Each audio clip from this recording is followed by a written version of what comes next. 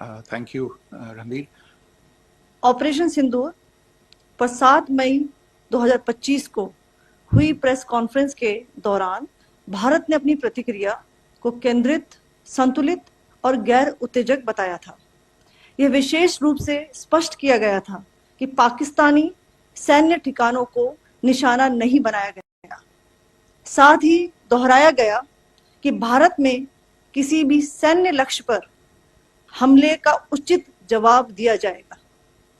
7 से 8 मई 2025 की रात को पाकिस्तान ने उत्तरी और पश्चिमी भारत में स्थित कई सैन्य ठिकानों को, जैसे कि अवंतीपुरा, श्रीनगर, जम्मू, पठानकोट, अमृतसर, कपूरथला, जालंधर, लुधियाना, आदमपुर, भटिंडा, चंडीगढ़, नाल, फलौदी, उत्तरलाई और भुज पर ड्रोन और मिसाइलों से हमला करने का प्रयास किया।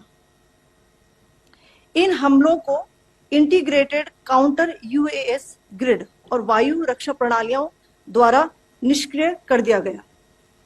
इन हमलों का मलबा कई स्थानों से बरामद हुआ, जो कि पाकिस्तानी हमलों का प्रमाण है।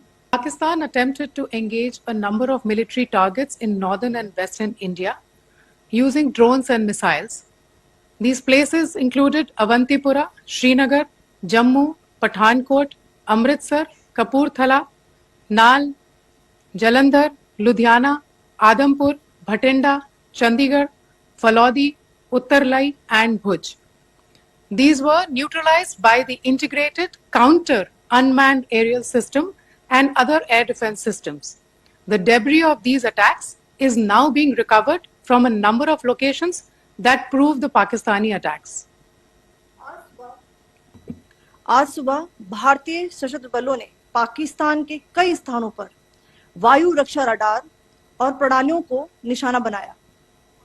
भारत की प्रतिक्रिया समान क्षेत्र में समान तीव्रता के साथ की गई। यह विश्वसनीय रूप से ज्ञात हुआ कि लाहौर में स्थित एक वायु रक्षा प्रणाली को निष्क्रिय कर दिया गया। Today morning, Indian Armed Forces targeted air defense radars and systems at a number of locations in Pakistan. Indian response has been in the same domain with the same intensity as Pakistan. It has been reliably learnt that an air defense system at Lahore has been neutralized.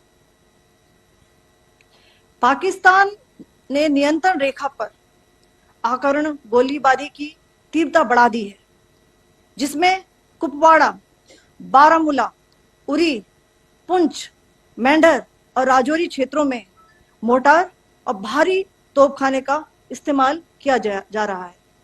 Pakistan has increased the intensity of its unprovoked firing across the line of control using mortar and heavy calibre artilleries in areas in Kupwara, Baramulla, Uri, Poonch, Mendhar and Rajouri sectors in Jammu and Kashmir. 16 innocent lives have been lost, including 3 women and 5 children due to the Pakistani firing.